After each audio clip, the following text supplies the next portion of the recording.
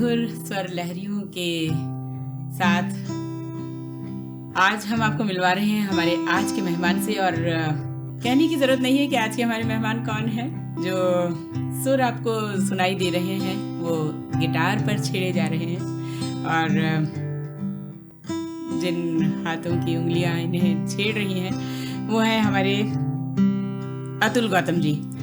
बहुत यंग हैं, बहुत स्मार्ट हैं और एक पैशन है इनका म्यूज़िक।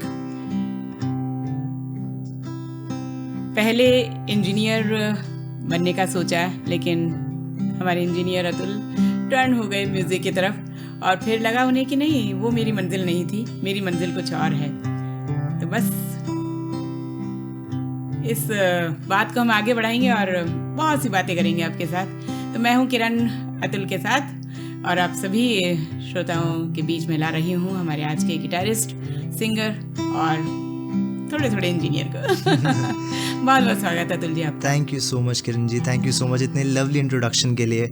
आप बहुत प्यारे लग रहे हैं and thank you so much for the invite here and I am really glad to be here. तो अतुल, म्यूज़िक का सफ़र तो वैसे भी बहुत ही खूबसूरत होता है। चाहे हम अपने काम पर जाएं, हमारा जो वर्क प्लेस है वहाँ जाएं, हमारी कार में भी धीमा धीमा म्यूज़िक चलता रहे। यहाँ तक कि आजकल तो लोग अपनी बाइक पर भी अपने ईयरफोन्स लगा करके और म्यूज़िक के साथ सफ़र करते हैं। जी बिल्कुल सही बात है। इनफैक्ट इसी पे ऐड ऑन करूँगा कि मैं शुरू से ही ऐसा था कि भाई जहाँ देखो वहाँ म्यूजिक चाहिए। अगर आपने यहाँ पे ऐसे नॉक भी कर दिया तो नॉक में भी आवाज़ है, उसमें भी साउंड है। तो म्यूजिक हर जगह है, ट्रेन के पंखों से लेकर गिटार के स्वरों में सब जगह म्यूजिक है। हमें लगता है कि कोई हॉर्न भी गया पास में से लगता है अरे ये कौन से काले में बोला, अरे बिल्कुल सही सही बिल्कुल है ना जी। तो उसे मिलान करने लगते हैं। अगर हमारे मन में है, म्यूजिक का बेस है जी, तो मुझे बहुत अच्छा लग रहा है क्योंकि थोड़ा थोड़ा म्यूजिक मैं भी समझती हूँ। बिल्कुल। जब भी कोई आर्टिस्ट आते हैं तो मैं खुद बहुत उत्साहित हो जाती हूँ कि हाँ इनसे मिलेंगे। जी, आपने इंजीनियरिंग करी और उसके बाद आप म्यूजिक में आए। कुछ नाम है इस गिटार का? ऐसा कुछ नहीं, बट प्यार है, ये हमेशा रहेगा। बस ये प्यार ही है इसका नाम। जी बहुत सुंदर बात जी। तो कब हुआ था ये सफ़र शुरू? कब आपने जाना कि नहीं मैं इंजीनियर नहीं हूँ, मैं अतुल इंजीनियर कैसे हो सकता हूँ? एक्चुअली क्या है कि हमारी सोसाइटी में जब से हमने समझना सीखा है तभी से पेरेंट्स, सोसाइटी, सभी लोग यही चाहते हैं कि सेफ फ्यूचर हो, सिक्योर फ्यूचर हो। मेरा बेटा बनेगा इंजीनियर, डॉक्टर, सेम, बिल्कुल। ये दो के अलावा तो कुछ है ही नहीं। बस हाँ, ये दुनिया है। तो मेरी मम्मी पापा की भी यही चाह थी। और उस टाइम तक जब मैं 10th 11th 12th क्लास में था तब मुझे भी ऐसा कुछ आइडिया नहीं था कि भाई करना क्या है लाइफ में वैसा। बट ये ज़रूर पता था कि हाँ म्यूज़िक करता हूँ तो मज़ा आता है, इन्जॉय करता हूँ बहुत, बस ये यहाँ तक पता था। तो ऐसे चालू हुआ, ऐसे म्यूज़िक में पहले तो ऐसे रुझान था तो गाता रहता था अपने हिसाब से वैसे। बट इंजीनियरिंग का तो ऐसा हुआ कि घर वालों ने बोला, तो मैं इतना सीरियस था नहीं, देखिए to be very honest, but I was a bright kid. क्योंकि मेरे गुरुजी कहते हैं कि अगर आप म्यूजिशियन हैं, अगर आप रियाजी म्यूजिशियन हैं तो आप अपने जीवन में जितना रियाज करोगे, जितना प्रैक्टिस करोगे, उतने में तो आप 10 बार डॉक्टर बन सकते हो। मैं किसी को वो नहीं कर रहा हूँ। आपने सही कहा ये। क्योंकि उसके लिए हमें जो लगन और जो सिटिंग और जो मेहनत और जो धैर्य और ये जीवन निकल जाता है। आपको पता नहीं चलेगा कि आपका सक्सेस कब आने वाला है, चाहे एक दिन में आ जाए, चाहे 10 साल में, चाहे नहीं भी आए, बट आपको रियाज बराबर रखना है। तो इंजीनियरिंग का, so back to the topic, तो इंजीनियरिंग का वहाँ से चालू हुआ। मम्मी पापा ने बोला, मेरे बड़े भैया भी इंजीनियर हैं, तो उनसे भी यही सीखने को मिला कि हाँ सेफ फ्यूचर है, इंजीनियरिंग करोगे तो अच्छा सीखने को मिलेगा, लाइफ में 10 लोगों के साथ बैठकर काम कर पाओगे, ऐसा करके। तो यहाँ से इंजीनियरिंग मेरा चालू हुआ। बहुत अच्छे। कितने साल के हैं अभी आप? मैं हूँ अभी 30 का। 30 साल के हैं। गिटार कितने साल का है? गिटार ये वाला नहीं, बट मेरा जो जहाँ से गिटार जब मैंने सीखना चालू किया था, जब मेरे पास फर्स्ट गिटार आया था तब मैं था 2012 में, आज से 11 साल पहले आई गेस। जी। तो बहुत आराम से घर वालों ने सपोर्ट किया, उन्होंने आराम से दिलवा दिया या नहीं थोड़ा हाथ पैर पटकना पड़ेगा? सो हम मिडिल क्लास फैमिली से बिलोंग करते हैं एंड जितना भी मेरे पापा और मम्मा ने फॉर दैट मैटर, सभी ने, और हर पेरेंट्स करते हैं, उन्होंने बहुत किया, उन्होंने हमें बेस्ट एजुकेशन दी। तो उसके लिए हम लोग, मैं जहाँ से पढ़ा हूँ तो वहाँ पे one of the most prominent universities of India, Sharda university, तो काफ़ी अच्छी वेल रिकग्नाइज यूनिवर्सिटी है। तो वहाँ पे हमारा जो है फ़ी स्ट्रक्चर और ये सब हॉस्टल फ़ी सारी चीज़ें काफ़ी ज़्यादा होती थी। वहाँ से बेसिकली चालू हुआ। तो जब गिटार हमने ख़रीदा तो पापा मम्मी को कोई अगेंस्ट नहीं थे, बट क्योंकि हम दोनों भाई एक ही टाइम पे इंजीनियरिंग कर रहे थे तो फाइनेंशियल बर्डन थोड़ा सा ज़्यादा था, तो थोड़ा सा हिचकिचाहट हुई थी घर वालों की तरफ से कि अभी नहीं, थोड़े दिन से बाद में ले लेना, बाद में ले लेना।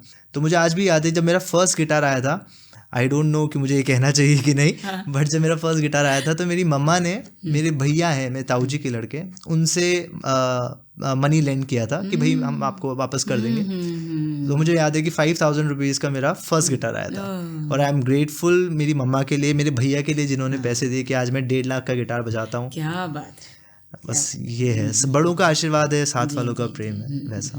तो जब पहली बार गिटार आया तो होता है ना, छोटा बच्चा जब अपने कोई टॉय खरीद के लाता है, खिलौना खरीद के लाता है, तो अपने सिरहाने रख करके सोता है। अरे तो वो थोड़ा सा एक्सपीरियंस अपना शेयर कीजिए। मैं तो आज भी वैसे ही सोता हूँ। अच्छा। मेरा हारमोनियम जो है, चलो चलो पहले गिटार की बात करते हैं। नहीं हारमोनियम में चलने दीजिए, आ ही गया तो मान जाएगा ही। तो मैं अकेला हूँ, अभी सिंगल हूँ मैं, तो मेरा हारमोनियम मेरे साथ सोता है। पिछले 7-8 साल से मेरा हारमोनियम मेरे साथ ही सोता है। पता है, मेरा सितार भी मेरे साथ सोता था। अरे वाह, हम म्यूजिशियन समझते हो बात। बिल्कुल जी, तो बहुत लगाव रहता है, मतलब एक छोटा सा टच भी हो गया ना गिटार को, या फॉर दैट मैटर कोई भी इंस्ट्रूमेंट को, तो ऐसा दुख होता है कि भाई मेरे बच्चे को किसी ने मार दिया। इतना ज़्यादा प्रेम है मतलब अपने इंस्ट्रूमेंट से। तो चलिए थोड़ा सा छेड़ दीजिए। अरे ज़रूर। और मैं शुरू करता हूँ, आपको थोड़ा सा कुछ सुनाता हूँ जो मैंने कंपोज किया था। मेरा फर्स्ट कॉम्पोजिशन जो मैंने, चलिए आपने तो मेरे मन की बात जी, जो मेरा जी टीवी से, जी म्यूजिक से जो निकला था फर्स्ट कॉम्पोजिशन, वो सुनाता हूँ। अभी तक लोगों को सबसे ज़्यादा वही पसंद आया मेरा।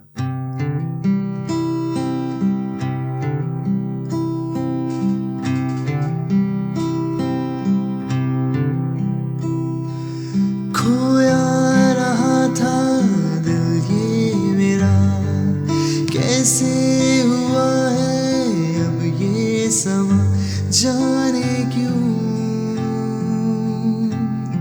ये सोचा करूं, मैं ना खुद का न तेरा हुआ, फिर क्यों ही तुझसे सवेरा हुआ, जाने क्यों ये सोचा करूं।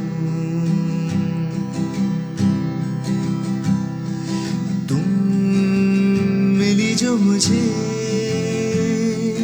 पलकों पे सपने सजे, क्या ये पता है तुझे, तुम ही हो इसकी वजह।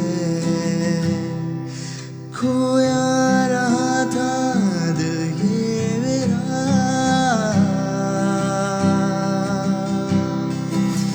चाहे तू हो गलत या फिर हो सही,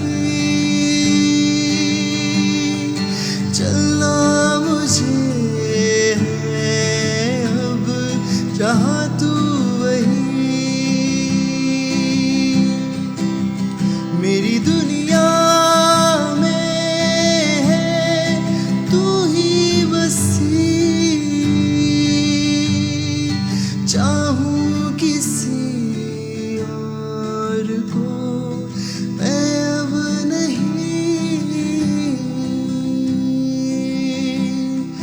खोया रहा था दिल ये मेरा।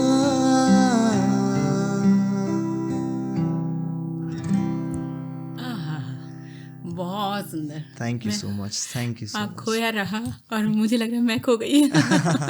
Thank you so much. तो चलिए थोड़ी देर से इसी का आनंद लेते हैं जो आपने बजाया है। अच्छा, याद करेंगे उन्हें जिन से आपने सीखा, जिन्होंने आपको हाथ रखना सिखाया, या जिन्होंने आपकी आवाज़ में इतनी सॉफ्टनेस भरी है। ऐसे भी आप ऐसे ही हैं, सॉफ्ट स्पोकन है? हाँ जी, मैं सॉफ्ट स्पोकन हूँ। मैं कोशिश करता हूँ कि मैं धीरे बात करूँ, ज़्यादा ऊंची आवाज में ना बात करूँ। हाँ, अच्छा, सोनू निगम जी हम को याद कर रहे हैं, उन्हीं से सीखा है बस। हाँ, देखिए पकड़ लिया मैंने, क्योंकि वो कितना भी गुस्से में, अरे भाई आपको ऐसे नहीं करना चाहिए था। वो डांटते भी हैं तो भी अपना पिच खराब नहीं करते। मैंने उन्हीं से सीखा है कि बात भी कर रहे हो तो अपने लो रजिस्टर में बात करो। हाँ। अपनी आवाज़, क्योंकि आप सिंगर हैं तो अपनी आवाज़ को एक्सप्लॉइट नहीं करना है, ओवर यूज़ नहीं करना है। अच्छा, जितना हम लो में रियाज करेंगे, कहते हैं कि जितना हम खरज में। हाँ, खरज में करेंगे, मंद्र सप्तक में करेंगे, हम उतना ही ऊंचा जा सकते हैं, क्योंकि हमारी रेंज बढ़ जाती है।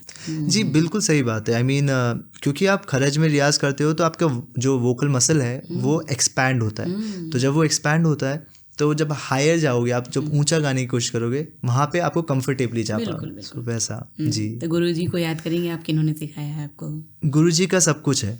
गुरु जी का मैं हूँ, गुरु जी का ये गिटार है, गुरु जी का जीवन में जो भी है सब कुछ है। आपके पास आने से पहले मैं गुरु जी का आशीर्वाद लेके आया था।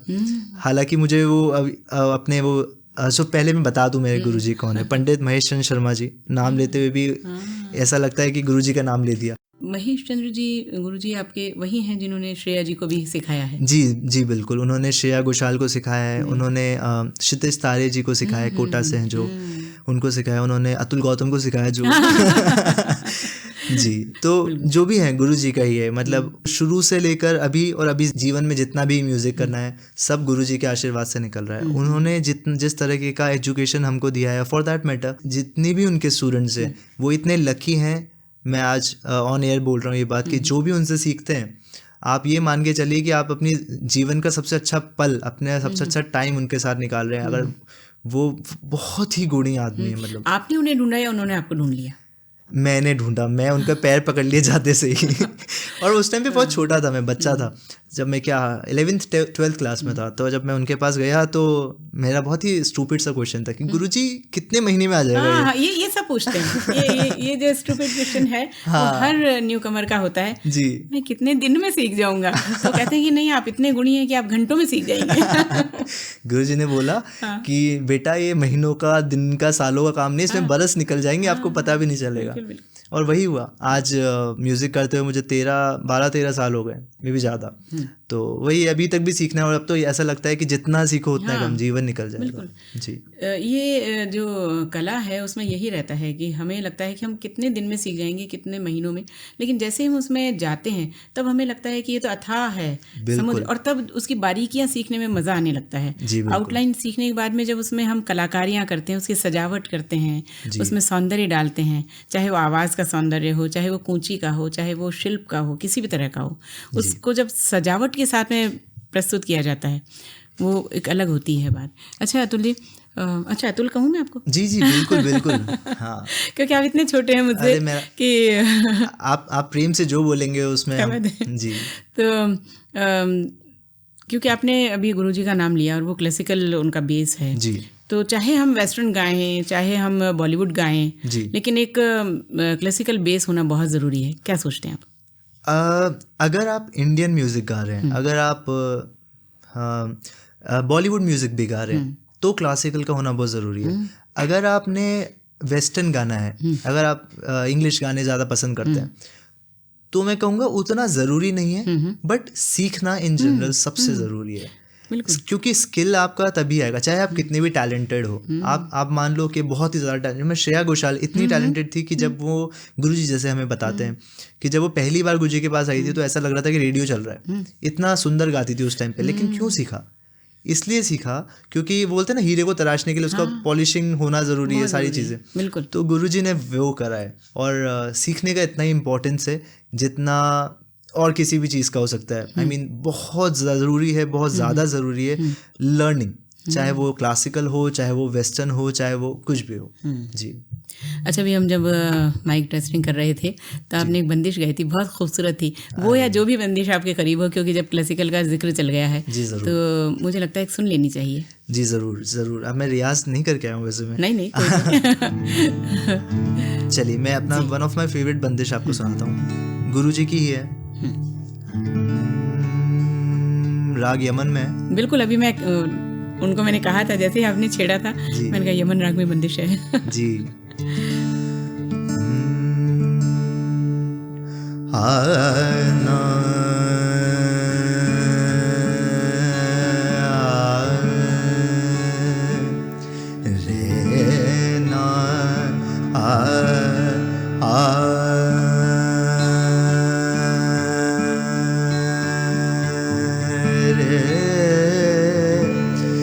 दे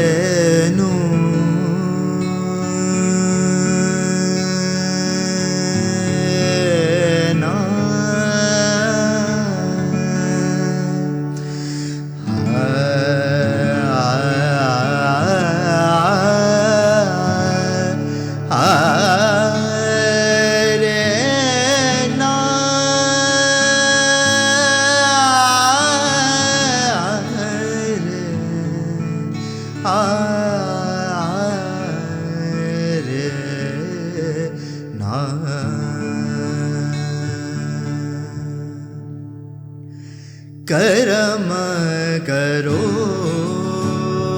करतार करम करो करतार करम करो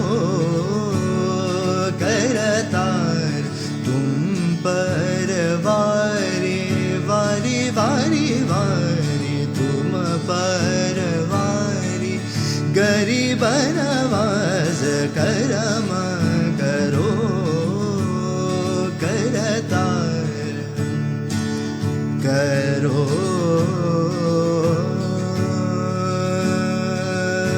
करो करम करम करो करतार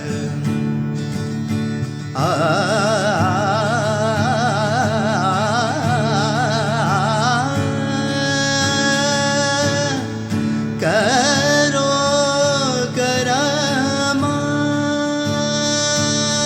दाता दिनों के तुम हो दयालु दाता दिनों के दाता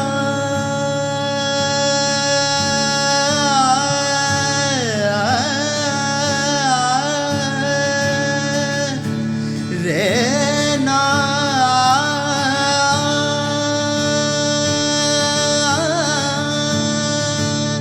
दाता दिनोगे तुम दयालु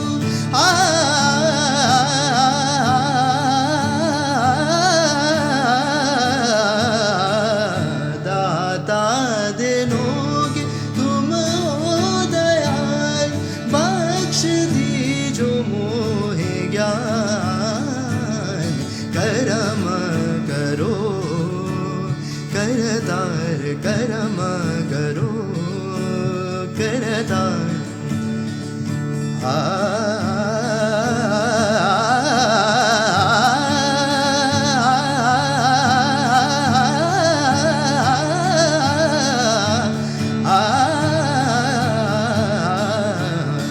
करम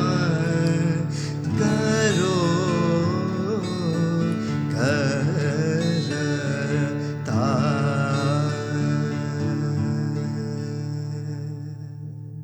आहा, बहुत सुंदर बहुत सुंदर। थोड़ा सा जब दीप जले अरे वाह, यमन राग में बिल्कुल बस इसीलिए मन में गूंजने लग गया ना। यमन राग के बहुत सारे बहुत सबसे ज्यादा शायद गाने यमन में बॉलीवुड के बिल्कुल बिल्कुल। जैसे कि आपने बोला जब दीप जले आना जब शाम ढले आना संकेत मिलन का भूल ना जाना मेरा प्यार ना बिसराना जब दीप जले आना जब शाम ढले आना। क्या बात है, कितना सुंदर माहौल आपने कर दिया है। Thank you so much. क्योंकि हर व्यक्ति के पास अपना एक हुनर होता है, तो यहाँ तक कि बोलने का भी अपना एक हुनर है, आवाज़ का भी अपना जादू है। देखिए ना आप कितना मीठा बोल रहे हैं। आवाज़ तो खैर कुदरत की तरफ से हमें पहला वाद्य है ये जी। कंठ वाद्य जिसे कहें कि कुदरत की तरफ से दिया हुआ। तो क्या करते हैं अपने गले को अच्छा रखने के लिए, ताकि थोड़ी बहुत चीज़ें मैं भी आपसे ले लूँ, क्योंकि आपका गाने का काम, आवाज़ का हमारा भी काम है जी। टिप्स शायद आपसे मिल जाए मुझे। अगर मैं आपको सच्ची बात बताऊं तो मेरे गुरुजी कहा करते थे कि देखो कुछ भी करने से कुछ नहीं होता, अगर आप रियाजी हैं, अगर आप बराबर रियाज कर रहे हैं, क्योंकि मैं केवल स्ट्रिक्टली अभी क्लासिकल गाने की बात कर रहा हूँ, अगर आप रियाज बराबर कर रहे हैं तो ऐसी कोई चीज़ नहीं है जिससे आपको परहेज करने की ज़रूरत है। ये तो एक बहुत एक ऑब्वियस सी बात है कि आप अगर ठंडा खा लेंगे, आइसक्रीम खा लिया आपने और फिर आप सोचे कि गाना गाएं, तो वो नहीं हो पाएगा, क्योंकि आपके मसल ऑलरेडी कॉन्ट्रैक्ट हो गई है बिल्कुल, तो आप उस टाइम पे नहीं गा पाते। सो बेसिकली ठंडा खाना, ठंडा पीना, ये थोड़ा सा है दिक्कत वाली बात। तेल ये सब जहाँ तक रही मेरी बात, मैंने पिछले 12-13 सालों में आई हाईली डाउट कि मैंने कितनी आइसक्रीम खाई है. मैंने आई डोंट थिंक कि मैंने कुछ ऐसा खाया है. ठंडा पानी में, गर्मियाँ हो कुछ भी हो, मैं ठंडा पानी नहीं पीता हूँ. ऐसा अगर मैं फॉर सम रीज़न अगर कुछ हो भी जाता है तो मैं आई डोंट ड्रिंक, मतलब एकदम से ठंडा पानी मैं थोड़ा सा मुंह में रखता हूँ, थोड़ा सा उसको टेम्परेचर को कूल डाउन करता हूँ, नॉर्मल करता हूँ. फिर बाकी मेरा जो गले को बनाने की बात है, तो मैं किरण जी आपको ये बताना चाहूँगा कि मेरा जो गला है ना, मैं सोचता हूँ कि जितना भगवान ने दिया है वो हर किसी के पास है, इतना गला हर किसी के पास है. मुझे ऐसा लगता है ये एक अच्छे कलाकार की खासियत है कि वो अपने से कम किसी को नहीं आंकता है, और शायद इसी के कारण से वो और आगे जा सकता है. अरे तो मेरा जो, मुझे ऐसा लगता है कि मेरा गला जो है हर एक एवरेज इंसान की तरह है, बट मेरा जो रियाज है वो मेरा हर किसी की तरह नहीं है. मैं रियाज को मिस नहीं करता हूँ, चाहे कुछ हो जाए. चाहे एक बार की बात है, मैं 2016 या 17 में मैं एडमिट था मैक्स हॉस्पिटल दिल्ली. तो मेरा कुछ प्रॉब्लम थी तो मैं एडमिट था, और वहाँ पे 3 दिन मुझे रहना था और मैं रियाज नहीं कर पा रहा था. तो मैंने तानपुरा चलाया, मैं बेड पे बैठे बैठे हमिंग करने लग गया. तो रियाज ज़रूरी है. रियाज के बिना अगर आप सक्सेसफुल भी हो गए ना, तो इट्स नॉट नेसेसरी कि आप बहुत अच्छे गायक बन पाओगे. Even if you are successful singer, ये ज़रूरी नहीं है कि आप बहुत अच्छे गायक हैं. कलाकार पैदा नहीं होते, ऊपर से बनाए जाते हैं. उन्हें सिर्फ मांझना पड़ता है, और जब उन्हें कोई मांझने वाला, तराशने वाला मिल जाता है तो उसका जो एक आभा होती है वो बिल्कुल अलग होती है. अब घर में घूमते रहते हैं तो गुनगुनाते रहते हैं. क्योंकि ऐसा होता है ना कि अरे अतुल घर में है या नहीं है, उसी से पता लग जाता है. या फिर थोड़ा उदास है, अतुल की आवाज़ नहीं आ रही है, तो घर पर चिंता करते होंगे ना कि बोल नहीं रहा है कुछ. देखिए सबसे ज़्यादा आप ये हर सिंगर से आप पूछेंगे, हर सिंगर यही जवाब देगा कि सबसे ज़्यादा जो उनको इज्जत मिलती है वो बाहर ही मिलती है. अच्छा. घर में नॉर्मल, हाँ ठीक है, गा रहे हो ठीक है, चल रहा है ठीक है, वैसा वाला.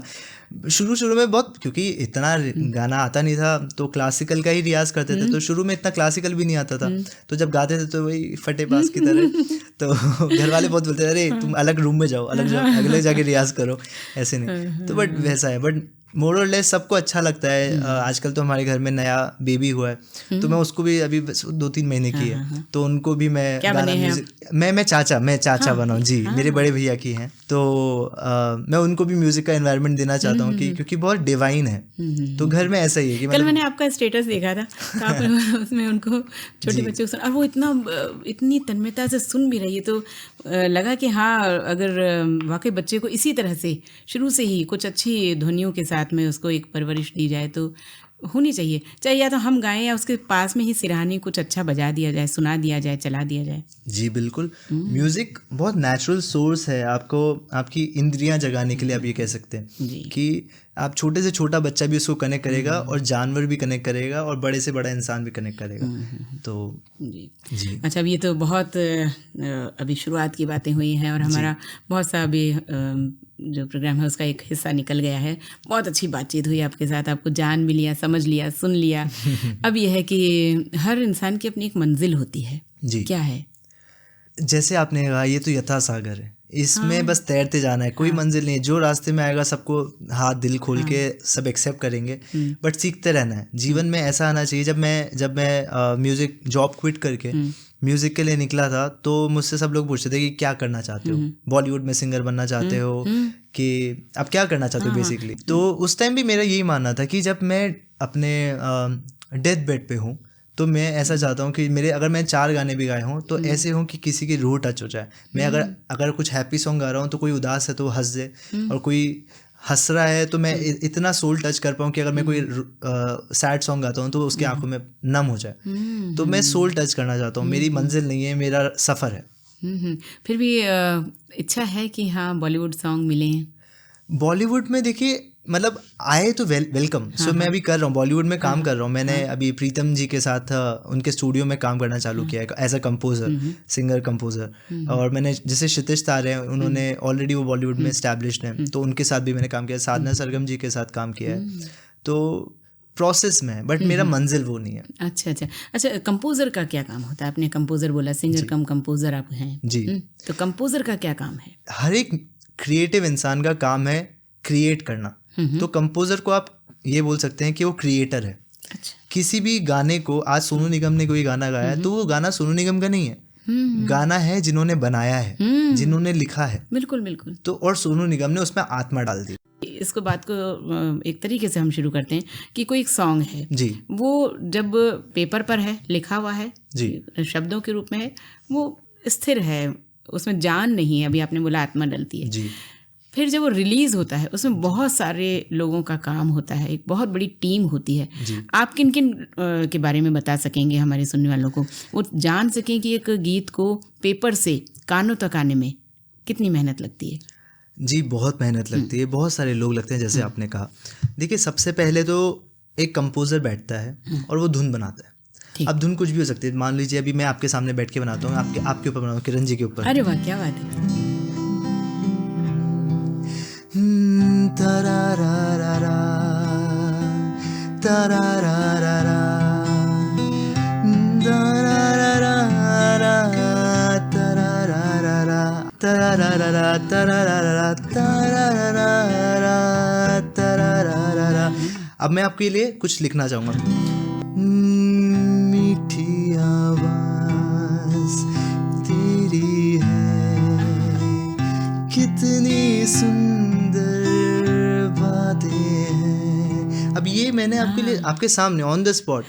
तो ऐसे होता है, कोई धुन बनती है, धुन के ऊपर आता है लिरिक्स आ गया। इसके बाद आता है प्रोसेस कि अब म्यूजिक कौन देगा, तो म्यूजिक प्रोड्यूसर का काम आता है। सबसे पहले आ गया म्यूजिक कंपोजर, फिर आ गया राइटर, फिर आ गया प्रोड्यूसर, म्यूजिक प्रोड्यूसर। अब म्यूजिक प्रोड्यूसर क्या करेंगे कि म्यूजिक देंगे, उसमें गिटार ऐड कर दिया, पियानो ऐड कर दिया, ऑर्केस्ट्रल साउंड जो भी है उनके हिसाब से उन्होंने ऐड कर दिया, रिदम ले ली, तरह तरह की सारा सब कुछ बन गया। अब एज अ कंपोजर, और मेरे ऊपर एक डायरेक्टर भी हो सकता है, म्यूजिक डायरेक्टर। मान लीजिए मैंने आपको प्रोजेक्ट दिया, आप कंपोजर हैं, मैं म्यूजिक डायरेक्टर हूँ, मैंने आपको प्रोजेक्ट दिया कि भाई आपको ये गाना बनाना है। आप, मेरी एक टीम है, म्यूजिक डायरेक्टर की एक टीम है, मेरे पास प्रोड्यूसर भी है, राइटर भी है, कंपोजर भी है, सिंगर भी है। तो अभी तक का कंपोजर का काम हो गया, राइटर का काम हो गया, प्रोग्रामर का काम हो गया, प्रोड्यूसर का काम हो गया।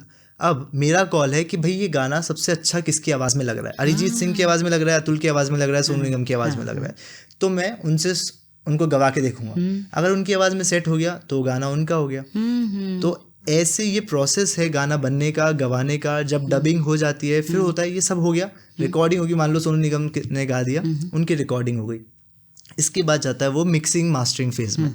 तो जो भी गाने को एक शरीर देने के लिए, एक हिस्सा पूरा बनाने के लिए मिक्सिंग मास्टरिंग होती है। जब वो हो जाता है तब वो लेबल के थ्रू, ऑडियो स्ट्रीमिंग प्लेटफॉर्म्स के थ्रू आप तक पहुंचता है, एक आम जनता तक पहुंचता है। जी, बहुत बड़ा काम है। अच्छा, ये इतने सारे आपने बताए, तो आप इनमें से क्या क्या कर लेते हैं? जी, एज अ म्यूजिशियन मैं सब कर लेता हूँ। अच्छा, और जो आपके मन के सबसे करीब है कि ये काम करते हैं मुझे सबसे अच्छा, हालांकि सिंगिंग करते हुए अच्छा लगता है, फिर भी देखिए, सिंगिंग तो मेरा प्राइमरी है। हाँ। मतलब मुझे सबसे ज़्यादा सुकून, आनंद सिंगिंग करने में आता है। बट मुझे रिसेंटली किसी ने बोला है कि मैं एक अच्छा कंपोज़र हूँ। मुझे किसी ने बोला है कि मैं ज़्यादा अच्छा कंपोज कर सकता हूँ। रीज़न भी क्योंकि मैं, आप मेरे को ऑन द स्पॉट अभी आप कुछ बोलेंगे कि भाई आप ये ग्लास के ऊपर एक गाना बना दो, तो मैं ग्लास के ऊपर एक गाना बना सकता हूँ। अच्छा। तो मुझे ऐसा लगता है कि मैं इंजॉय सबसे ज़्यादा सिंगिंग करता हूँ, बट मैं टैलेंटेड हूँ कंपोजिंग में। तो this is what I feel. अरे वाह, क्या बात है। तो चलिए, अभी बातें करते करते शायद कोई ऐसा मोड़ आए जहाँ हम कहें कि इस चीज़ पर थोड़ा सा कंपोज करिए। जी, ज़रूर। तो बहुत अच्छा लग रहा है अतुल आपसे बात करते हुए, और मुझे लगता है कि शायद समय ना कम पड़ जाए कि हमारी बातें रह जाएं। तो जब मेरी आपसे बात हुई थी कि हाँ आप आने वाले हैं, या जिनके थ्रू भी मैंने आपको तलाशा, ढूंढा, तो मैंने कहा था कुछ अपना भेजिए, तो आपने झड़ी लगा दी, इतने सारे मुझे वीडियोस भेजे।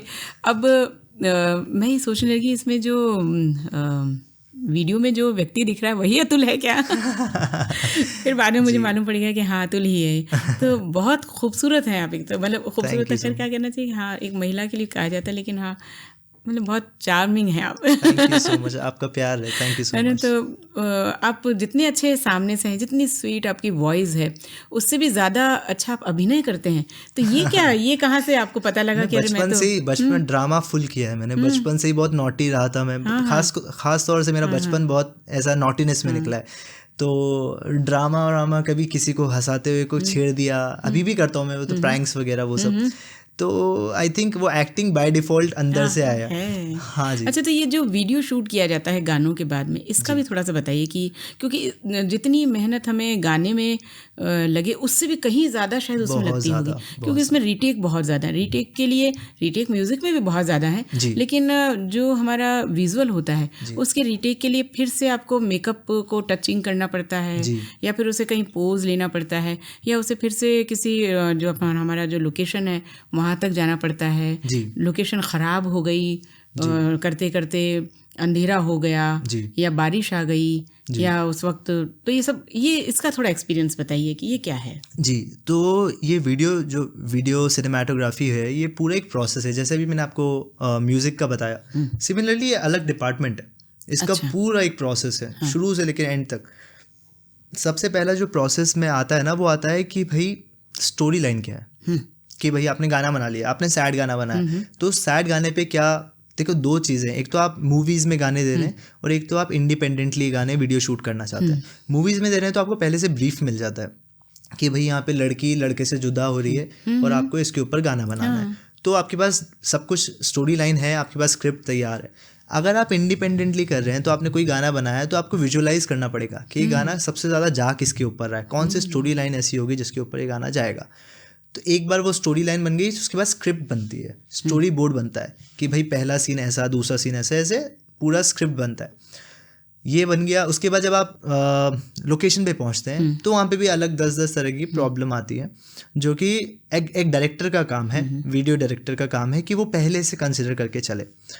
तो आपका हर टाइम पे, जैसे सुबह 5 बजे से 6 बजे तक आपका ये शूट होना है, ये सीक्वेंस शूट होना है, 10 से 12 एंड सो ऑन। तो इस तरह से होता है। प्रॉब्लम्स देखिए हर टाइम आती है कि भाई मान लो रीटेक्स बहुत हो रहे हैं, एक्टर से वो नई बात बन रही है, वो इमोशन नहीं आ रहा है, तो रीटेक्स बहुत होते हैं, तो रात हो गई तो उसको या तो अगले दिन करो या फिर उसके लिए ऑल्टरनेट्स देखो उस सीक्वेंस के लिए, तो वैसा होता है। But over and all video का प्रोसेस जो है वो काफ़ी लंबा होता है, उसमें काफ़ी चीज़ें होती हैं। हम लोगों ने शूट किया है, हम लोगों ने थाईलैंड में शूट किया है, दुबई में शूट किया है, जयपुर में किया है शूट, तो पूरी टीम को साथ में लेके चले हैं हम लोग, कम से कम 10-15-20 जने, सब लोग साथ में, सबको पता होता है कि स्क्रिप्ट क्या है, सबको पता है सीक्वेंस क्या है, तो सब लोग को बैंग ऑन टाइमिंग पे होना चाहिए। जी। कंफर्टेबल रहते हैं आप शूटिंग के दौरान? मैं शुरू से ना किरण जी, मैं बहुत ओवर एंथुजियास्टिक था, तो मुझे सब कुछ हैंडल करना बहुत पसंद है। मैं चाहता हूँ कि मैं सबको डायरेक्ट करूँ, मैं गाना भी बना दूँ, मैं म्यूज़िक भी कर लूँ, मैं सबको डायरेक्ट भी कर दूँ, तो मुझे कंट्रोल लेना पसंद है, तो मेरे लिए बहुत फन है। सो मे बी मैं दूसरों के लिए परेशानी का कारण हो सकता हूँ, बट मेरे लिए बहुत एंजॉयबल है। आपको मालूम है, मैं जब 7th क्लास में थी तो मैंने दोस्ती फिल्म आई थी, वो देखी, और पता नहीं उससे उस वक्त क्या हुआ मुझे कि मैंने दोस्ती फिल्म की शूटिंग करा दी अपने स्कूल में। अरे वाह, ऐसी डायलॉग लिख कर। तो ये एक होती है चीज़, वहीं से हमारे मन में कुछ ना कुछ बैठ जाता है कि मुझे ये करना है, मुझे ये करना है, और उस काम में जब अपने काम में मज़ा आने लगता है, आनंद आने लगता है, तो वो काम क्या है कि हमें दिन रात सुबह शाम किसी तरह की थकान नहीं देता है। बिल्कुल सही बात है। अच्छा, देखिए बहुत देर हो गई, कुछ सुन लें। जरूर क्या सुनना चाहिए? पुराना कुछ रेट्रो? बिल्कुल, जो आपको अच्छा लगे, हम तो बस सुनने के लिए बैठे हैं आपको। और पता है, जब इसको हम इसका प्रमोशन करेंगे या जब बताएंगे, तो क्योंकि मैंने बोल दिया है कि आप उसमें वीडियो में हैं, तो मुझसे बहुत से लोग कहेंगे भाई वो वीडियो भी तो भेजो। जरूर तो मैं ज़रूर उनको आगे बढ़ाऊंगी, जिन लोगों तक भी हमारा ये जाएगा प्रोग्राम। जी ज़रूर। तो ये गाना किशोर दा का है, और आई होप मैं थोड़ा बहुत उसको निभा पाऊँ। फूलों के रंग से, दिल की कलम से, तुझको लिखी रोज पाती, कैसे बताऊं किस किस तरह से, पल पल मुझे तू सताती, तेरे ही सपने लेकर के सोया, तेरी यादों में जागा, तेरे ख्यालों में उलझा रहा यूं, जैसे कि माला में धागा। हाँ, बादल, बिजली, चंदन पानी जैसा अपना प्यार लेना होगा जन्म हमें कई कई बार। हाँ इतना मधुर तेरा मेरा प्यार लेना होगा जन्म हमें कई कई बार। हाँ कई कई बार। पता है ये गाना मेरा भी बहुत फेवरेट सॉन्ग है। अरे वाह, हाँ। 2-4 लाइन बता दीजिए। अरे नहीं रंग में भंग हो जाएगा। आपको सुनकर के मुझे लग रहा है मैं बहुत ही एक अच्छे सफ़र पर हूँ आपके साथ में। और इसकी जो एक लाइन है, लंबा सफ़र हो छोटा सफ़र हो लंबा हाँ, सफ़र हाँ, हो जी, सूनी डगर हो या मेला जी, या तू आए मन हो जाए भीड़ के बीच अकेला। हाँ इतना मधुर तेरा मेरा प्यार लेना होगा जन्म हमें कई कई बार। आजकल क्या चलन है, लोग बहुत ज़्यादा बॉलीवुड पर आश्रित नहीं हैं। लोग अपना गाते हैं, चाहे एक एक सॉन्ग ही गाएं जी, और उसे अलग अलग प्लेटफॉर्म पर देते हैं। तो आपने अब तक किन किन प्लेटफॉर्म का यूज़ किया है? अभी तक तो मैंने जैसे जी म्यूज़िक में ऑफ कोर्स मेरे गाने, पूरी एल्बम ही मेरी उससे से रिलीज़ हुई है। जी लेबल के साथ मेरा काम चल रहा है। उसके अलावा मैं सोनी के साथ भी टच में हूँ, जिनके आगे मेरे प्रोजेक्ट्स आने वाले हैं। टाइम्स के साथ मेरी बात चल रही है। तो ऐसे बट यूजुअली जैसे, क्योंकि आपने पूछा कि आजकल क्या चल रहा है, उस पर मैं बैक ऑन द टॉपिक आता हूँ कि आजकल आपका गाना अगर आपने इंटरनेट पे डाल दिया, आपका गाना अच्छा है, आपका वीडियो अच्छा है, आपका म्यूज़िक अच्छा है, तो आपको बॉलीवुड पे आश्रित होने की जरूरत नहीं है। आपका गाना बॉलीवुड वाले उठाएंगे, वो आपका गाना उठा के लेके जाएंगे, आपको अपने आप उसमें गवाएंगे। बिल्कुल बिल्कुल। तो आश्रित कोई भी किसी पे नहीं है आजकल। आप म्यूजिक बनाओ, आप अच्छा म्यूजिक बनाओ, आपका म्यूजिक अच्छा होगा, अपने आप लोग सुनेंगे। क्योंकि पहले केवल बॉलीवुड में म्यूजिक बनता था, थिएटर में लोग सुनते थे, फिर रेडियो पे आता था। अब ऐसा हो गया है कि इंटरनेट आ गया है। आजकल हर किसी के पास फोन है, तो आप अपने सोशल मीडिया पे कोई गाना डालोगे, आपको जरूरत नहीं है कि बॉलीवुड में गाना है, मूवी में गाना है, आपका गाना सुनाई देगा। अगर आपका गाना अच्छा है तो 4 लोग, 10 लोग, 50 लोग, 50,000 लोग सुनेंगे। तो वैसा वाला है। बिल्कुल। शोज वगैरह करते हैं आप? जी मैं शोज़ करता हूँ। मैं यूजुअली इंटरनेशनल शोज़ करता हूँ। बॉम्बे में भी मैं काफ़ी करता हूँ, बट मेरा यूजुअली बाहर का होता है। जैसे मैं दुबई में काफ़ी करता हूँ, थाईलैंड में करता हूँ, इंडोनेशिया में करता हूँ। मेरा यूके में आने वाले प्रोजेक्ट्स हैं जो मैं लंदन में करूँगा। ऑस्ट्रेलिया में मेरा प्रोजेक्ट आने वाला है। तो मैं यूजुअली बाहर ही करता हूँ वैसा। अच्छा, तो हम देखते हैं कि जब हम कोई सॉन्ग गाते हैं, अब जैसा कि अभी आपने पूरा बताया था कि किस तरह से एक टीम है जो उस गीत को लोगों के सामने प्रेजेंट कर देती है, लोगों तक पहुंचा देती है। उसमें ऑटो ट्यूनर भी लग जाते हैं, और लेकिन लाइव परफॉर्मेंस की बात अलग होती है। लेकिन आजकल हम सुनते हैं कि वहाँ भी ऑटो ट्यूनर लग जाता है। तो ये सही है या नहीं है, या क्या ये इतना ही आसान है कि हाँ बहुत कुछ आजकल, क्योंकि टेक्निकली हम बहुत ज़्यादा अच्छे होते जा रहे हैं। जी बिल्कुल बिल्कुल सही बात है। और आज आने वाले टाइम में तो चैट जीपीटी भी आया है, AI आर्टिफिशियल इंटेलिजेंस बहुत आया है। तो music industry, for that matter कोई भी क्रिएटिव इंडस्ट्री चेंज होने वाली है। आप अभी फ़ोन आपके हाथ में, आप बोलोगे कि मेरे लिए कोई रोमांटिक सॉन्ग बनाओ, तो हाथों हाथ आपके लिए गाना बना देगा। आप उसमें लिरिक्स आप बोल दो कि भाई मेरे को ये प्यार समुद्र और कुछ भी बोल दिया आपने, तो उसके ऊपर 4 शब्द दे दिया, उसने गाना बना दिया, आपके लिए गाना तैयार है। तो ऐसा भी है। तो but coming back to your topic, अच्छा है कि नहीं, देखिए ऑडियंस एक्सेप्ट कर रही है। अगर ऑडियंस एक्सेप्ट कर रही है तो बाय डिफॉल्ट अच्छा है, क्योंकि जनता जनार्दन, जनता सबसे ऊपर है। तो वैसे है। बट आप अगर आप टैलेंटेड म्यूजिशियन है, एज अ स्किल्ड म्यूजिशियन है, स्किल्ड वोकलिस्ट हैं, तो आप ज़्यादा कनेक्ट करेंगे लाइव। क्योंकि रिकॉर्डिंग स्टूडियो में तो आप, अगर मैंने मैम अगर ये बोल दिया मैंने, तो इस पे गाना बन सकता है, मैम पे पूरा गाना बन सकता है। तो इतना एडवांस है आजकल का ऑडियो इंजीनियरिंग। सो लाइव में ऑटो ट्यून भी चलता है, बट यूजुअली लोग ऑटो ट्यून नहीं करते। लाइव में क्या करते हैं, गाना चला देते हैं और लिपसिंग करते हैं। तो गाना बिल्कुल आपने सही कहा। पीछे से गाना चल रहा है, खुद बस आप कहिए भले। हाँ खुद का गाना चल रहा है, वो आपने स्टूडियो में रिकॉर्ड किया हुआ है और आपने बस यहाँ के मुंह हिला दिया, तो वैसा होता है। बट अगर आप स्मार्ट नॉलेजेबल ऑडियंस है तो आपको समझ में आएगा। अगर आपको बस एंजॉय करने जाना है, आपको म्यूजिक एंजॉय करना है, तो आपको पता भी नहीं चलेगा कि क्या हो गया। क्योंकि आजकल ये भी है, आपने बिल्कुल सही कहा कि अगर हमारे जो ऑडियंस है वो भी केवल एंजॉय करने ही आई है, तो वो गाना सुन भी नहीं रही होती है, वो खुद भीड़ गा रही होती है। हाँ, तो उसमें चाहे आप उनका ही चला दें तो वो वहाँ वो चल जाएगी बात। जी बिल्कुल। लेकिन जहाँ पर हम देखते हैं ऑडिटोरियम में भी कुछ प्रोग्राम्स होते हैं, तो वहाँ पर वो साफ पकड़ में आता है। जी बिल्कुल। तो आप क्या कहेंगे कि एक जो लाइव हमें रिस्पॉन्स मिलता है उसका क्या आनंद होता है? अरे बहुत अच्छा आनंद होता है, वो फीलिंग दुनिया से परे है। मतलब वो इतनी सुंदर फीलिंग है कि आपने कुछ गाया और लोग इंजॉय कर रहे हैं, लोग भी गा रहे हैं आपके साथ, तो वो it's out of the world feeling. जी। अब तक का आपका यादगार शो?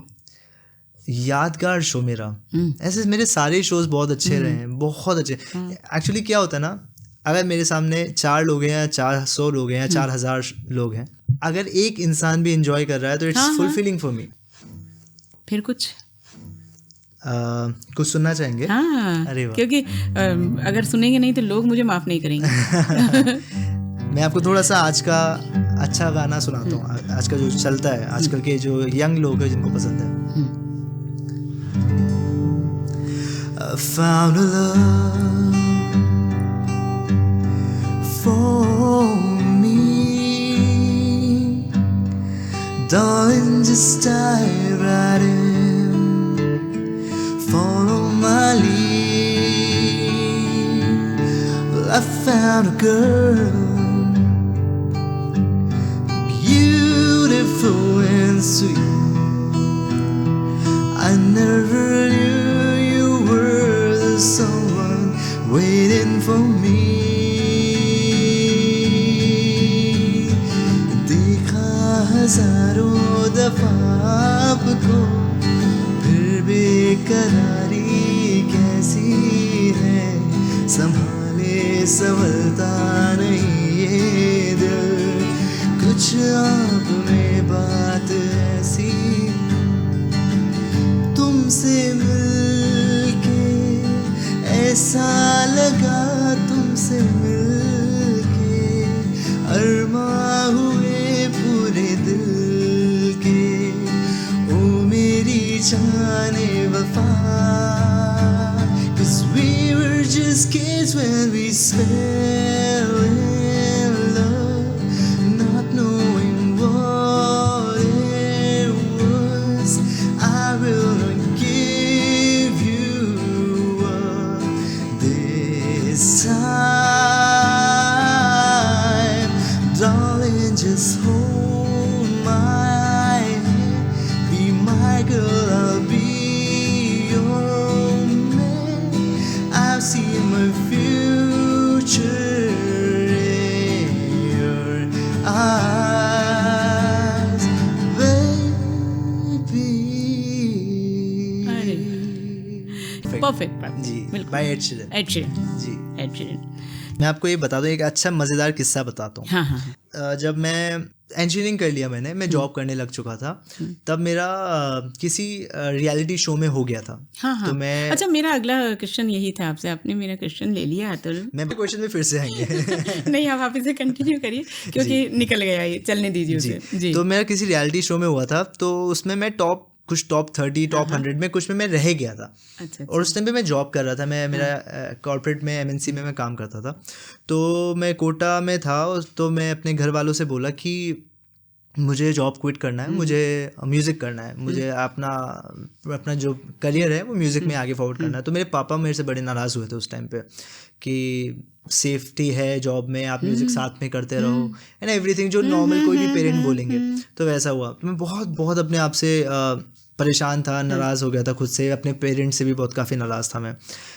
मेरी मदर हमेशा सपोर्टिव थे, हालांकि पापा भी हमेशा सपोर्टिव थे, बट उस टाइम पे उन्होंने मेरे को बहुत बहुत ब्लंटली रिजेक्ट कर दिया था कि नहीं, ये नहीं हो पाएगा, ये तो आपको नहीं हो पाएगा। तो मैं बहुत गुस्सा होके मैं चला गया वापस से दिल्ली में, जॉब वॉब करने लगा। तो विद टाइम आने वाले साल भर 2 साल में 2 चीज़ें हुई। पहली चीज़ ये कि मैं म्यूज़िकली अच्छा करने लग गया। अच्छा कैसे? दिल्ली में मुझे लोग जानने लग गए कि भाई अच्छा गा रहा है, मुझे बुलाने लग गए। तो मेरे घर वालों, अब मैं जॉब से तो अर्न करता ही था, मैं म्यूजिक से भी अर्न करने लगा था, तो मेरे मम्मा और पापा को मुझ पे कॉन्फिडेंस आने लगा, चलो वर्स कम्स टू वर्स, कमा तो लेगा ही सही। सो वैसा, तो एक चीज़ तो ये हुई। दूसरी चीज़ ये हुई कि मेरे पास जॉब का एक्सपीरियंस आ गया, मेरे पास good 3 years of corporate experience था कि just in case worse comes to worse, क्योंकि ये डाइसी करियर पाथ है, अगर कुछ भी नहीं होता है मेरा म्यूज़िक में तो फिर मेरे पास जॉब तो है ही सही। तब मैंने, मेरे पेरेंट्स ने एग्री किया कि हाँ भाई क्विट कर सकते हो, अब आगे बढ़ो, म्यूज़िक में देखते हैं कितना क्या करते हो। तो मैं म्यूज़िक के लिए छोड़ दिया जॉब। अब मुझे मैं दिल्ली से ट्रैवल कर रहा था कोटा के लिए, और मेरी मम्मा और मेरी बहन मेरे साथ आ रहे थे ट्रेन में। अब ये बहुत एक ऐसा दिलचस्प किस्सा है जिसकी वजह से मेरे पेरेंट्स को मुझ पे बड़ा विश्वास हुआ कि मैं गिटार लेके, मैं क्योंकि सारा सामान लेके, लगेज वगैरह सब लेके आ रहे थे, तो गिटार भी मेरा वहाँ था। तो मेरे से किसी ने रिक्वेस्ट किया कि भाई आपके पास गिटार है, थोड़ा कुछ सुनाओगे? तो मैंने सुनाने लगा तो पूरा बोगी जो था, पूरा बर्थ सारा वो सारे जमा हो गए और खूब सुना सब लोगों ने। हम लोगों ने 4-6 घंटे का सफ़र था, तो आगे तो नहीं निकल गए कुछ कहीं उतरना था। मुझे इतना प्रेम से किसी ने, उनके पास कुछ तो कृष्ण भगवान की मूर्ति थी, तो जो वहाँ से मुझे गिफ्ट दिया वहाँ के जो लोग थे, तो वहाँ पे मेरी मम्मा को आंखों में थोड़ा सा पानी आ गया, एंड वहाँ पे उन लोगों को मुझ पर विश्वास हो गया कि हाँ ये कर लेगा वैसा वाला। तो ये एक किस्सा था जिसकी वजह से मेरे पेरेंट्स को मुझ पर विश्वास हुआ कि भाई हाँ म्यूज़िक ही इसके लिए सही रास्ता है। वैसा कई बार क्या है कि हम किसी काम को तलाश रहे होते हैं, कई बार काम हमें तलाश लेता है। जी बिल्कुल, म्यूजिक ने तलाश लिया अतुल को।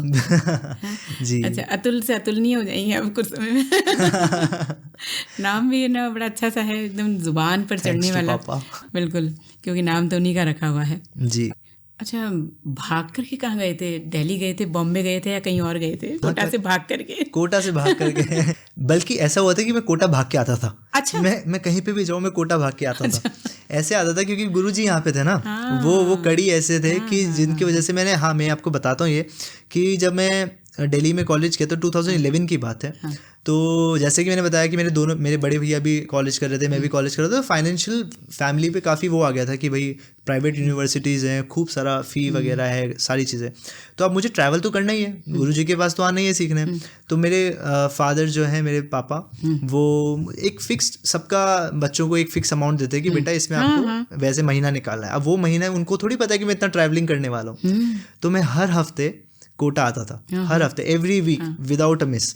तो मैं क्या करता था, पैसे वैसे तो होते नहीं थे, तो शुरू में तो मैं जनरल ट्रैवल करता था, तो कभी विद टिकट कभी विदाउट टिकट चढ़ जाता था। तो मैंने शुरू के 1-2-3 साल तक तो मैंने ऐसा कुछ किया। फिर बाद में जैसे जब जॉब लग गई तो मैंने पूरा कुछ गुड 7-8 years मैंने ट्रैवल किया है, फ्रॉम दिल्ली टू कोटा हर वीक। और लास्ट में जब मैं जॉब करता था तब तो मैं 3 महीने के टिकट्स पहले करवा लेता था, हर पूरे महीने के वीकेंड के टिकट करवा लेता था। वैसा हुआ। इस चीज़ में ना, जिस कॉर्पोरेट एजेंसी में मैं काम करता था, उनका उस टाइम पे नाम था एक्सपोनेंशियल इंटरैक्टिव। ये अमेरिकन बेस्ड एमएनसी है डिजिटल एडवर्टाइजिंग की। तो इन लोगों ने मुझे बहुत सपोर्ट किया, मतलब उनको पता था कि मुझे म्यूज़िक करना है, उनको पता था कि मैं जॉब छोड़ के जाने वाला हूँ उनकी, बट उन लोगों ने मुझे इतना सपोर्ट किया। पूरी टीम काम करती रहती थी, मैं छोड़ के चला जाता था, वो बोलते थे जा बेटा तू जी ले अपनी ज़िंदगी। क्या बात है। तो हर सभी का साथ है। आई मीन अभी जितना भी कुछ कर पा रहे हैं, आज मैं कोई भी कंट्री में जाकर लोग अप्रिशिएट करते हैं, इट्स नॉट बिकॉज मैं अकेला हूँ, इट्स नॉट बिकॉज कि मैं गा रहा हूँ, आज आप मेरे को 2 अच्छे बोल रहे हैं, it's not because of me, it's because of hundreds of people that are standing behind me tall। तो उन्हीं के ऊपर है जी। अच्छा, म्यूजिक इंडस्ट्री से कोई शिकायत? जी नहीं, कोई शिकायत नहीं है। सब देखिए, जो भी है पॉलिटिक्स है, जो भी है जैक है, रिकग्नाइज फेजेस है और पॉपुलैरिटी है, ये सब कुछ चलता है, हर इंडस्ट्री में मिलेगा आपको। आप छोटे से छोटे ऑफिस में काम करो या फिर आप बड़े से बड़े कहीं पे भी काम करो, आपको वो मिलेगा, है ना। अगर आप मैं मान लीजिए कि आपका बेटा है, वो आपका बेटा और आपके साथ काम करना चाहता है, या कोई टैलेंटेड बंदा आपके साथ काम करना है, आप ऑफ कोर्स अपने बेटे को प्रायोरिटी दोगे, विच इज़ नॉट रॉन्ग। तो मुझे कोई शिकायत नहीं है जी। सब अच्छा चल रहा है, सब इजी गोइंग वे में हो रहा है। अगर आप टैलेंटेड है तो आप अपना रास्ता निकाल लेंगे। अच्छा, फीमेल सिंगर आपकी पसंद की कोई हो? किनके साथ आप गाना चाहेंगे? किनके साथ? श्रेया घोषाल जी के साथ। वो गुरु भाई, वो हाँ, वो गॉडेस है। वो उनकी आवाज़ मतलब वो बोलते हैं ना सरस्वती माँ का आशीर्वाद है, वो बहुत सुरीली है। हाँ, वो तो उनको जब हम पीछे जाकर के देखते हैं, जब उन्होंने पहली बार गाया था रियलिटी शो में जी उस वक्त कितनी छोटी सी और इतना सुरीला गा रही हैं वो। तो ये तो उनकी साधना है जो उन्हें आज यहाँ तक लेकर के आ गई है। हम उम्मीद करते हैं कि आप भी बहुत आगे जाएंगे और किन्हीं के साथ मेल में भी कोई शो करने की इच्छा है आपकी, या कोई ऐसी जगह जैसे भी आपने बताया फला जगह आप कर चुके हैं जी, कोई ड्रीम है आपका, कहाँ जाना है वहाँ? तो मुझे देखिए करना मेरे ही है। गुरु जिनको मैं मानता हूँ, गुरु मतलब गुरु जी तो हैं ही मेरे, बट जिनसे सीखा है, जिनसे वर्चुअली सीखा है, सोनू निगम साहब से बहुत सीखा है, मोहम्मद रफ़ी साहब से बहुत सीखा है, फॉर दैट मैटर सारे एकलव्य बनकर। हाँ जी, एकलव्य बनकर। और मुझे तो सपने भी आते हैं कि मैं सोनू निगम साहब के साथ स्टेज शेयर कर रहा हूँ। तो बस मेरा ये है, एक मन है। अब इसको सपना नहीं बोलूँगा मैं, क्योंकि मेरे को पता है कि मैं कर लूँगा। तो सोनू निगम साहब के साथ स्टेज पे गाना है। ये जब आप सोनू निगम जी के साथ खड़े होंगे तो कहें यार तू तो मेरी तरह बोलता है। मैं बोलूँ आपसी से सीखा है। तो टेक्नोलॉजी के फ़ायदे नुकसान जी, फ़ायदा ये है ना कि आप कितने भी, आज मैं स्टूडेंट्स को सिखाता हूँ, मैं क्लासिकल सिखाता हूँ, तो मेरे स्टूडेंट्स अमेरिका में है, दुबई में है, सिंगापुर में है, तो कितना इजी हो गया है कि आज मैं यहाँ घर पे बैठे बैठे आपको वहाँ पे सिखा सकता हूँ। वहाँ कोई पूछता है कितने दिन में सीख जाऊंगा? ऐसा मैंने कम सुना है, वैसे वो लोग इतने सिंसियर होते हैं। ऑन द कॉन्ट्रेरी बच्चे ऐसे बोलते हैं, सर क्लासिकल क्यों सर, मुझे वेस्टर्न में जस्टिन बीबर का गाना सुनाइए ना। वो सिखाइए। तो मैं बोलता हूँ बेटा आपको अगर ये सीखना है तो आप गलत इंसान के पास आए। वैसा तो ये है। बट बहुत सारे ऐसे भी स्टूडेंट्स हैं जो बहुत सिंसियर है, मन से सीखते हैं। मेरे अगर मैं नाम लेना चाहूँ तो एक बच्चा है मेरा, तनिष करके है, बहुत सुरीला है। आप उसको बैठा के आप सुनेंगे, आप बोलेंगे अरे ये तो ऐसा लग रहा है कि एस्टैब्लिश सिंगर है, इतना सुरीला है। तो ऐसे अपने मेरे पास अच्छे बच्चे भी हैं जो डिसिप्लिन से रियाज करते हैं और वैसा। जी, चलते चलते कुछ कहना चाहते हैं अपने मन का या गिटार के थ्रू? पहले मैं 2-4 बातें कहना चाहता हूँ और फिर मैं आपको अलविदा कहूँगा गाने के साथ। जी। ऑलराइट, सो सबसे पहले ना क्योंकि मैं इस आपकी वजह से आपने इनवाइट किया, मैं इस जगह पे बैठा हूँ, तो मैं 2-4 चीज़ें उन लोगों के बारे में कहना चाहूँगा जिनकी वजह से ये पॉसिबल हो पा रहा है। सबसे पहले ऑफ कोर्स मेरे पेरेंट्स, मेरे पापा जो मुझे, जैसे मैंने बताया कि हर वीकेंड में ट्रैवल करता था, तो चाहे बारिश हो, चाहे सर्दी हो, चाहे धूप हो, वो मुझे स्टेशन से अप डाउन करते थे। तो बहुत सी बार ऐसा हुआ है, उन्होंने बहुत मेरी वजह से दुख भी देखे हैं। तो I just want to take this platform and say thanks to him. मेरी मम्मा जिन्होंने मेरा बहुत साथ दिया, पापा तो फिर भी एक बार बोलते थे नहीं करना, मम्मा पूरे रास्ते मेरे साथ थी, अभी भी मेरे साथ है, थैंक्स टू हर। मेरे भाई, जब मैं बॉम्बे गया मेरे पास कोई भी नहीं था, मेरे पास कोई सपोर्ट नहीं था, ना जैक थी ना कुछ था, उन्होंने मेरे लिए खड़े रहे मेरे साथ, उनको थैंक यू बोलना चाहूँगा। एंड ऑफ कोर्स उसके बाद तो मेरे फ्रेंड्स जो हमेशा सपोर्ट करते थे, बचपन के दोस्त सारे, इंदर, जितने भी मेरे दोस्त हैं सभी ने सपोर्ट किया। तो just wanted to take this platform and say thanks to everyone and thanks to each and every one of you जिसने मुझे इस जगह पे लाके बिठाया है एंड आगे चल के और बेटर जगह पे चलेंगे। जी, अब कुछ गिटार के थ्रू आप कुछ गिटार दूँ, जाने पे गाना गा देता हूँ, आज जाने की जिद ना। अरे ये तो क्या बात है। आज जाने की जिद ना करो, आज जाने की जिद ना करो, यूं ही पहलू में बैठे रहो, यूं ही पहलू में बैठे रहो, आज जाने की जिद ना करो। हाय मर जाएंगे हम तो लुट जाएंगे, ऐसी बातें किया ना करो,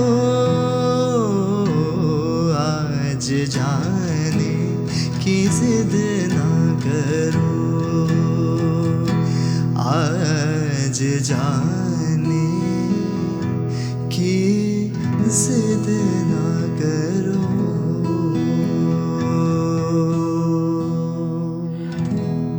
तो गिटार तो चलता रहे आपका, ताकि कुछ हम भी बोल लें आपके साथ साथ।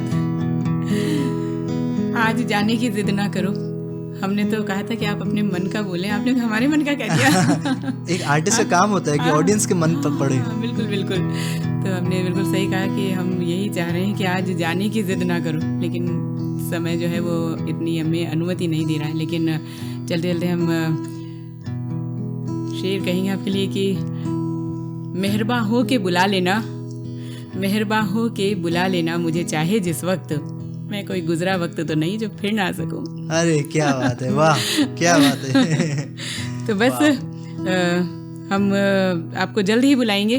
और देखिए, मुझे आपके लिए सपने देखना कि अतुल एक बहुत ऐसी जगह पर हैं जहाँ उन्हें सब जान रहे हैं, और एक होता है ना, एक आर्टिस्ट का सपना होता है कि सब उन्हें ढूंढ करके याद करें, ढूंढ करके सुने, ढूंढ कर देखना चाहें। और तब अतुल ये याद करें कि मेरा पहला इंटरव्यू किरण ने लिया था।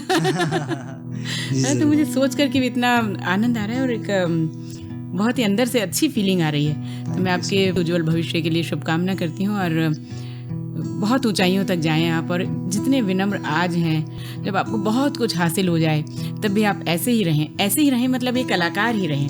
क्योंकि एक कलाकार ही है जो बहुत अच्छा सोच सकता है, बहुत अच्छा देख सकता है, बहुत अच्छा सुन सकता है, दूसरों के लिए दुआएं कर सकता है, दूसरों के मन की पढ़ सकता है। तो अतुल, बहुत बहुत शुभकामनाएं, बहुत आगे जाएंगे आप। Thank you so much for all your kind words and all the lovely words that you have said to me. Thank you so much. तो मैं किरण अतुल के साथ अपने सभी सुनने वालों से अनुमति चाहूँगी। हम फिर मिलेंगे बहुत जल्द, अतुल को बहुत ऊंचाइयों पर देखते हुए। बहुत बहुत धन्यवाद। Thank you so much everyone. Thank you.